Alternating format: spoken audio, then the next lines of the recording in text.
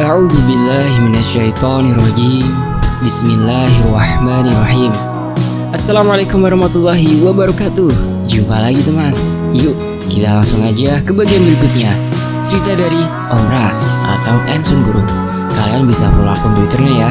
Linknya udah Mimin sediain di deskripsi. Yuk langsung aja ke ceritanya. Tapi sebelum kita lanjut ke ceritanya, kita berdoa dulu ya.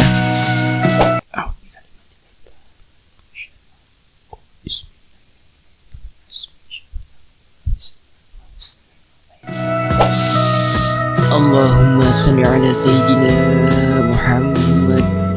Amin. Oke, kita masuk ke ceritanya.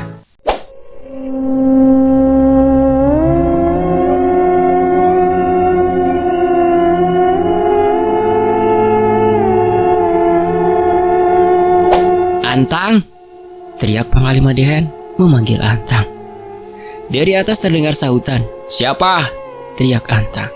Dehen, jawab Panglima Dehen. Kalau dingin pergilah dari situ. Aku mau tidur, teriak Antang. Ayolah, aku butuh bantuanmu menemui Niwi, teriak Panglima Dehen. Lalu terdengar kepakan sayap dari atas. Setelah sampai di bawah, ternyata Antang masih terpejam. Malam-malam begini, mau apa mencari Niwi? Tanya Antang kesal dengan mata masih tertutup rapat. Aku mau menemuinya untuk terakhir kalinya, ujar Panglima Dehen. Besok sajalah.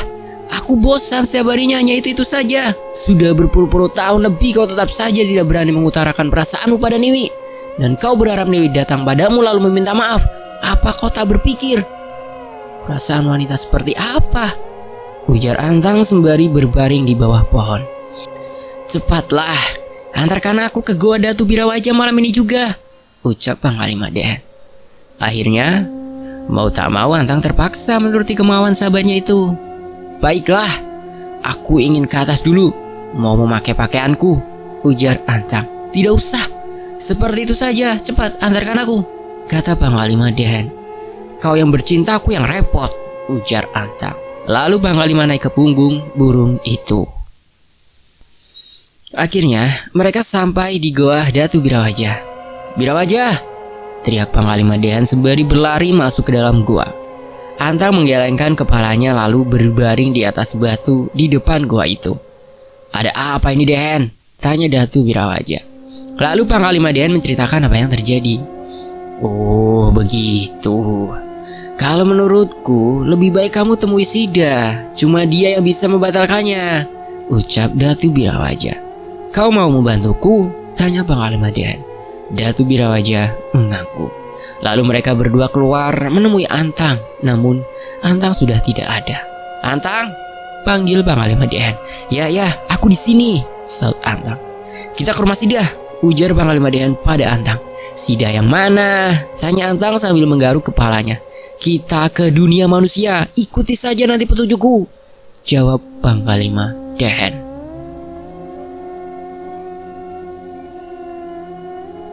Dengar Panglima, aku sudah mengorbankan mimpi indahku, sudah melewatkan tidur panjangku hanya untuk mengantarmu ke sana ke sini. Dan kalau sampai kau gagal, ujar Antang sembari mematahkan ranting di tangannya. Terserah kau saja, cepatlah antarkan aku, ujar Panglima Dehen. Beberapa waktu kemudian, mereka sampai di depan rumah Nini Ginang. Namun di sana tidak ada Sida. Aku akan ke Lanting untuk memanggil Sida, ujar Panglima Dehen. Sida, panggil Panglima Dehen dari atas Lanting. Terdengar seseorang keluar. Ternyata itu adalah Sida. Oh Datu, dari tadi aku tidak bisa tidur tuh, ujar Sida setelah dekat dengan Panglima Dehen. Lalu Niwi bagaimana? Tanya Panglima Dehen. Sejak tadi aku tidak melihatnya, ujar Sida. Lebih baik kamu ikut Datu, ajak Panglima Dehen. Sida kemudian mengikuti Panglima Dehen. Setelah sampai di pinggir hutan, ternyata di situ sudah ada Antang dan Datu Birawaja. Sida, Datu mau bertanya padamu. Apakah kamu mau dinikahkan dengan Datu? Tanya Panglima Dehen. Kalau sejujurnya saya tidak mau tuh. Di satu sisi saya sudah menganggap Datu itu adalah Datu saya. Lagi pula saya kasihan melihat Niwi. Dia sudah banyak membantu kami. Tapi saya tidak tahu caranya membatalkan perjodohan itu tuh. Isak Sida, jangan menangis. Datuk punya cara supaya perjodohan itu dibatalkan, ucap Panglima Dehan. Apa itu tuh? Tanya Sida seraya menghapus air matanya. Dan setelah menjelaskan rencananya, Panglima Dehan menyuruh Sida untuk kembali ke lanting untuk tidur. Dan keesokan harinya, kejadian yang menggemparkan terjadi. Ibuku mengamuk karena tidak menyetujui pernikahan itu. Sampai kapanpun, aku tidak akan pernah setuju.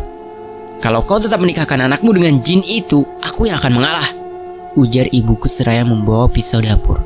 Lalu ibuku meminta seorang warga untuk memanggilkan seorang kiai atau ustadz. Setelah ustadz datang, ibuku bertanya apakah pernikahan bangsa jin dan manusia itu diperbolehkan.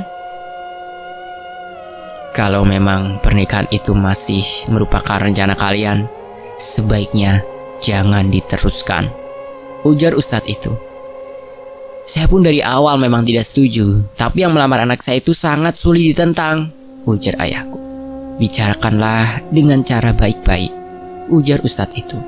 Akhirnya satu-satunya jalan adalah memanggil Niwi. Setelah beberapa saat, akhirnya Niwi datang. Wi, bagaimana pendapatmu tentang perjodohan Sida dan Panglima Dehan itu, Wi? Tanya ayahku. Belum tahu tentang cerita cinta mereka. Yang aku tahu Panglima Dehan itu sangat baik. Kalau Sida menikah dengannya, tentu Sida akan bahagia, ucap Niwi tersenyum. Istriku tidak setuju, bahkan mengancam bunuh diri jika Sida dinikahkan dengan jin. Sida pun dari semalam menangis terus, Wi, ucap ayahku kalut. Kalau kau mau, aku bisa menghilangkan pikiran buruk istrimu agar dia menerima Panglima Dehan, ujar Niwi menatap ayahku. Jangan, Wi, bukan itu yang aku mau. Aku hanya ingin membatalkan perjodohan itu. Tolonglah, Wi, ucap ayahku memohon. Aku pun tidak memiliki wewenang apapun untuk membatalkan perjodohan itu. Tapi paling tidak aku hanya bisa mengantarmu sampai depan istana macan hitam, ucap Niwi sedih. Lalu, andaikan aku menolak perjodohan itu bagaimana, Wi? Apa aku akan dibunuh? Tanya ayahku khawatir.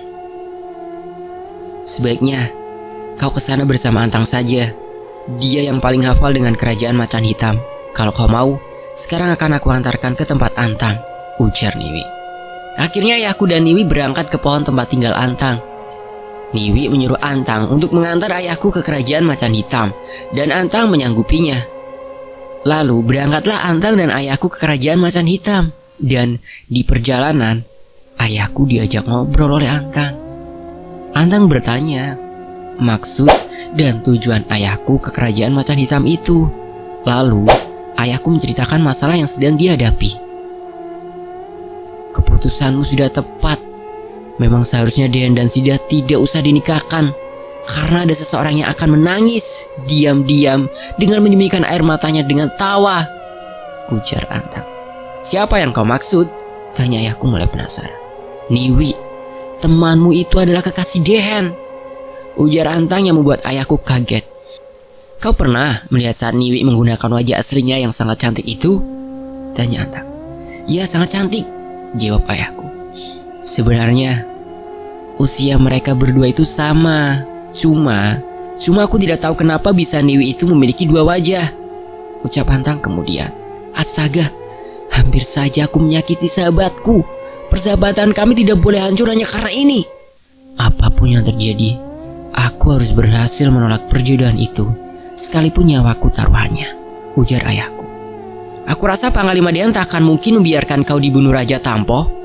Bagaimanapun juga, kau adalah sahabat Niwi, ujar Antang mempercepat kepakan sayapnya. Sesaat kemudian, mereka sudah berada di halaman istana Raja Tampo. Mereka diizinkan masuk setelah Antang yang berbicara pada pengawal. Di kursi kebesarannya, terlihat Raja Tampo sedang duduk dan tersenyum ke arah ayahku dan Antang. Sepertinya aku kedatangan tamu istimewa. Silakan duduk, Yansah, ucap Raja Tampo ramah. Ayahku sangat gugup saat itu. Namun ayahku juga tidak ingin kehilangan sahabat sejatinya itu. Di sisi lain, terlihat Panglima Dehan sedang mengintip di balik dinding. Panglima Dehan memberi isyarat pada Antang agar mendekatinya. Namun Antang tak menghiraukan Panglima Dehan. Katakanlah maksud kedatanganmu kemari Yansah, ucap Raja Tampo masih dengan senyum di bibirnya. Saya kemari sebenarnya ingin membicarakan tentang perjodohan Sida dan Panglima Dehen, Tuan, ucap ayahku sedikit gugup. Katakanlah, kau ingin maharnya berupa apa? Ucap raja lagi. Bukan itu, Tuan.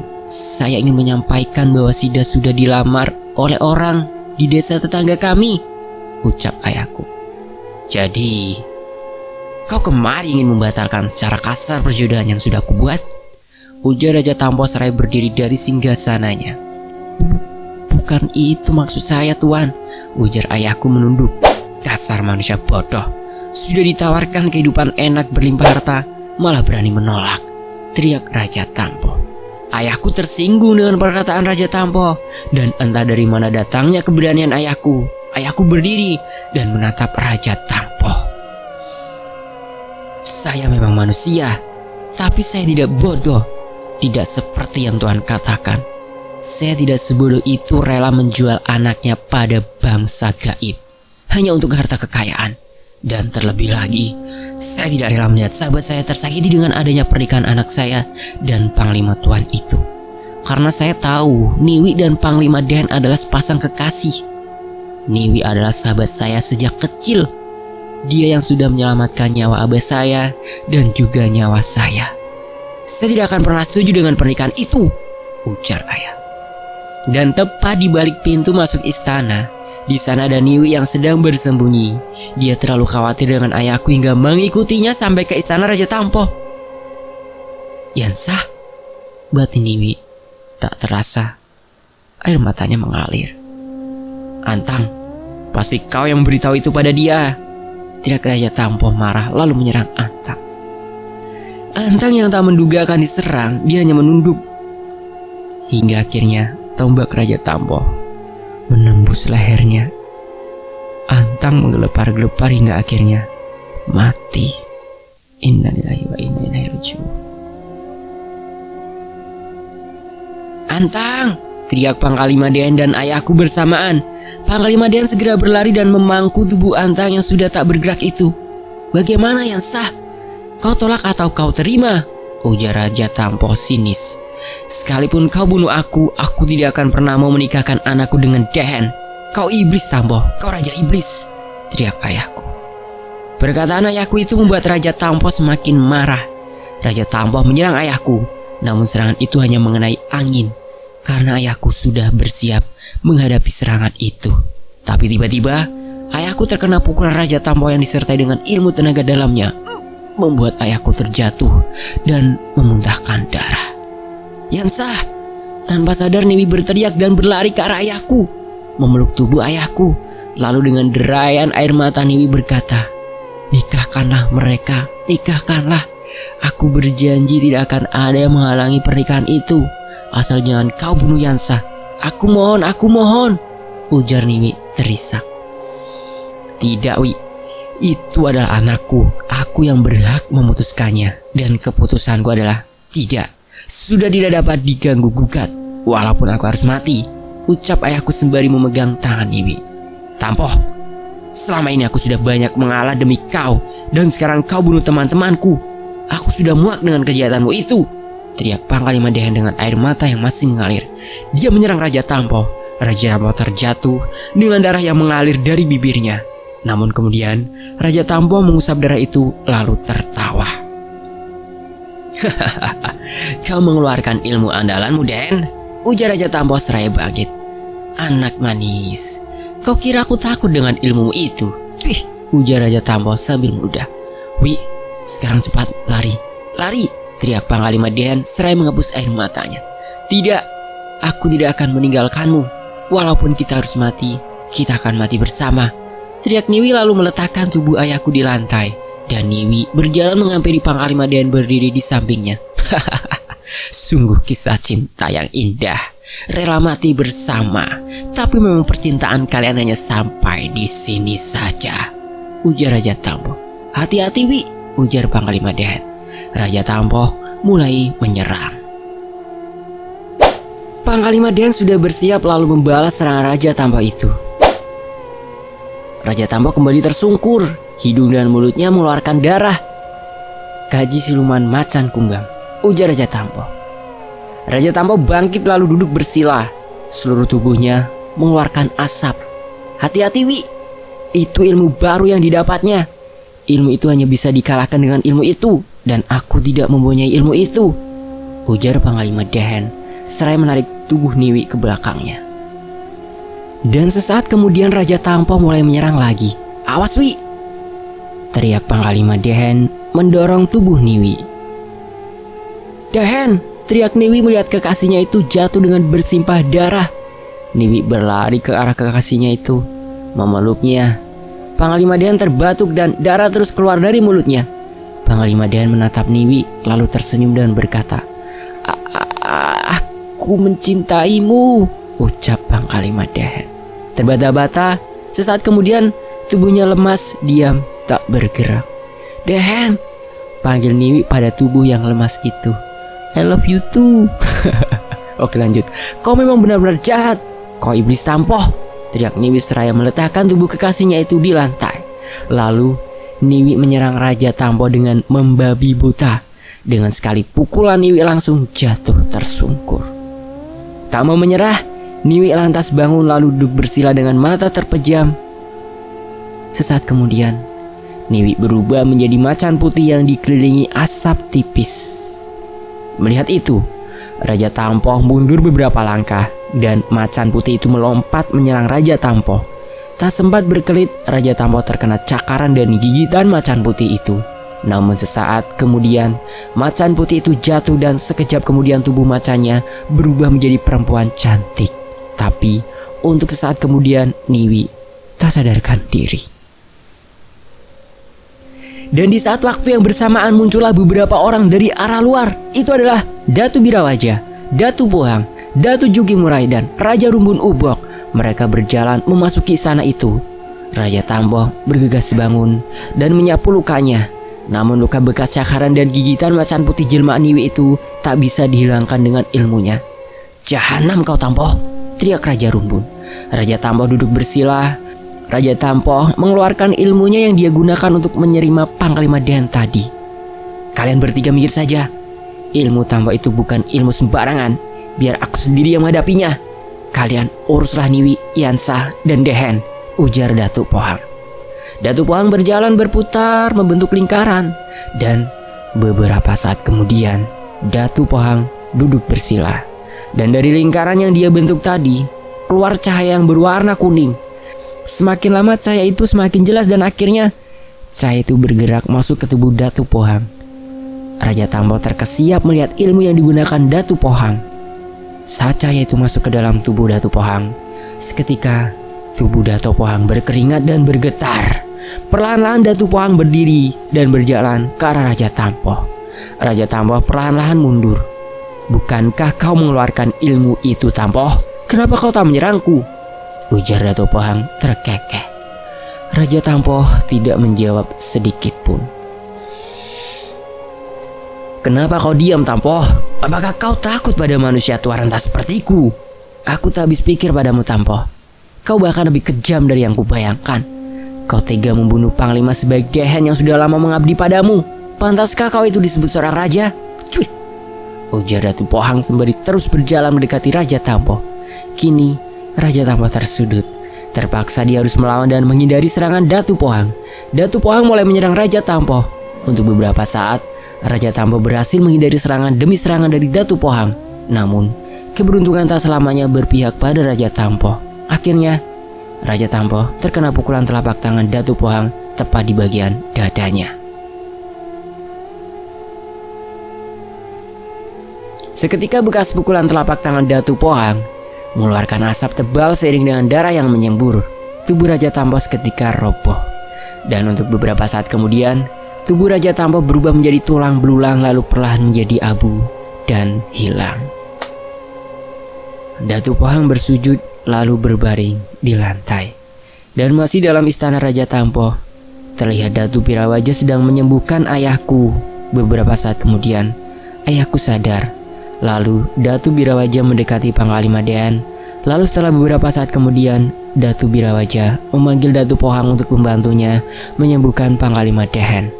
"Pohang, Dehen masih hidup, namun lukanya sangat parah terkena ilmu mematikan tampoh. Aku tidak mampu menyembuhkannya," ujar Datu Birawaja. Lalu Datu Pohang berjalan mendekati tubuh Panglima Dehen. Datu Pohang membuka baju Panglima Dehen untuk melihat lukanya. Saat baju Panglima Dehen sudah terbuka, terlihat bagian perut, dada, dan punggung sudah mulai membiru. Setelah melihat itu, Datu Pohang lalu berjalan mengelilingi tubuh Panglima Dehen lalu duduk bersila. Beberapa saat kemudian, terlihat cahaya kuning keluar dari bekas kaki Datu Pohang yang mengelilingi tubuh Panglima Dehen. Semakin lama, cahaya itu semakin jelas dan Datu Pohang menempelkan telapak tangannya di dada Panglima Dehen. Seiring tangan Datu Pohang menyentuh dada Panglima Dehen, cahaya itu masuk ke tubuh Panglima Dehen. Dan beberapa saat setelah cahaya itu masuk, tubuh Panglima Dehen bergetar hebat. Lalu Panglima Dehen terbatuk dan memuntahkan darah hitam kental. Seiring keluarnya darah hitam kental itu, biru di perut, dada dan punggungnya mulai menghilang. Lalu perlahan-lahan Panglima Dehen membuka matanya. "Alhamdulillah," ucap Datu Birawaja dan Datu Pohang bersamaan. Datu Pohang menarik tangannya dari dada Panglima Dehen. Lalu Datu Pohang berbaring di samping tubuh Panglima Dehen.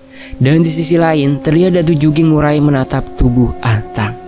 "Murai, ada apa?" tanya Datu Birawaja pada Datu Juging Murai. "Kau ingat kejadian dulu? Sebenarnya aku tidak terima dikatakan telah bangka keriput oleh makhluk ini. Tapi mau bagaimana lagi, terpaksa aku menghidupkannya kembali dengan ini," ujar Datu Juging Murai sembari mengeluarkan sesuatu dari gulungan celananya. Setelah berkata seperti itu, Datu Juging Murai meminumkan sesuatu yang diambil dari gulungan celananya. "Aku rasa setelah ini aku akan pingsan selama 7 hari 7 malam. Mulut makhluk ini sungguh busuk, sama seperti kata-kata yang dia ucapkan," ujar Datu Juging Murai setelah membuka mulut Antang. Dan tidak berapa lama, bekas tombak yang menembus leher Antang itu perlahan-lahan merapat hingga akhirnya menjadi tidak berbekas. Alhamdulillahirrabbilalamin. Antang membuka matanya dan melihat Datu Juging Murai dan Datu Birawaja. "Aku bingung," gumam Antang. "Bingung kenapa?" tanya Datu Juging Murai dan Datu Birawaja bersamaan. "Coba kalian pikir, saat aku hidup, aku bertemu dengan kalian, dan sekarang saat aku mati pun aku kembali bertemu kalian. Tapi kalau boleh aku tahu, kalian mati karena apa? Apa karena terlalu tua atau karena dibunuh?" ujar Antang bergantian menatap Datu Juging Murai dan Datu Birawaja. "Kurang ajar, sudah aku tolong malah mengatakan aku sudah mati," ujar Datu Juging Murai seraya melemparkan sesuatu ke wajah Antang. Lalu Datu Juging Murai berdiri dan berjalan meninggalkan Antang dan Datu Birawaja. Dan sesaat kemudian, Datu Birawaja menjelaskan apa yang baru saja terjadi. Dan setelah mendengar penjelasan Datu Birawaja, Antang bergegas berlari mengejar Datu Juging Murai. Setelah dekat dengan Datu Juging Murai, Antang memeluk dan mengangkat tubuh Datu Juging Murai. "Oh saudaraku, terima kasih sudah menolongku. Kau memang saudaraku yang baik. Walaupun harus kuakui meski wajahku dan wajahmu berbeda, tapi itu tidak masalah. Kau jangan takut. Aku akan tetap menerimamu sebagai saudaraku," ucap Antang seraya mencium kedua belah pipi Datu Juging Murai. Hentikan, turunkan aku," teriak Datu Juging Murai. Ya, aku tahu. Kau merasa tak enak hati karena sudah digendong oleh pangeran yang tampan dan rupawan ini, bukan? Tapi jangan khawatir saudaraku. Aku kan sudah bilang walaupun wajah kita berbeda bagikan langit dan bumi, tapi bagiku kau tetap saudaraku. Wah, ucap Antang menurunkan tubuh Datu Juging Murai lalu menciumnya. Setelah itu Antang berjalan ke arah Panglima Dehen. Sungguh menjijikkan, gumam Datu Juging Murai setelah Antang pergi. "Saudara kembarku, apa kau baik-baik saja?" ujar Antang sembari duduk di atas tubuh Datu Pohang yang tertidur karena kelelahan. Kurang ajar, teriak Datu Pohang sembari menepuk pantat Antang. "Astaga, kau masih hidup rupanya. Maaf sekali tadi aku mengira kau itu mayat sudah mati," ujar Antang sembari berdiri dan duduk di sebelah Panglima Dehen. Panglima Dehen meringis lalu berdiri. "Mau kemana Panglima?" tanya Datu Birawaja sembari memapah tubuh Panglima Dehen. Niwi mana? Apa dia baik-baik saja? Tanya Panglima Dehan. Sejenak Datu Birawaja terdiam, lalu membawa Panglima Dehan ke arah Raja Rumbun yang sedang memangku Niwi. Apa yang terjadi pada Niwi, Paduka? Tanya Panglima Dehan seraya berlutut di dekat tubuh Niwi. Dia menggunakan ilmu yang belum sempurna untuk menyerang Tampoh. Dan sekarang dia sudah kehabisan tenaga. Butuh waktu lama memulihkannya, ucap Raja Rumbun. Apa tidak ada cara lain, Paduka? Tanya Datu Birawaja cemas. Ada.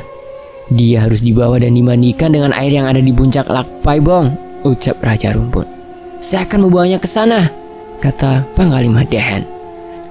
Semua yang ada di situ tercengang mendengar ucapan Panglima Dehan itu. Aku akan mengantarmu, saudaraku, ucap Antang. Tidak, tubuh Niwi tidak boleh dibawa terbang maupun berlari. Cara ini tidak memungkinkan untuk dilakukan, ujar Raja Rumbun. Niwi harus tetap hidup. Walau bagaimanapun caranya, aku harus membawa Niwi ke sana. Berjalan sambil menggendongnya pun tidak masalah, asalkan Niwi cepat pulih, ujar Panglima Dehan tegas.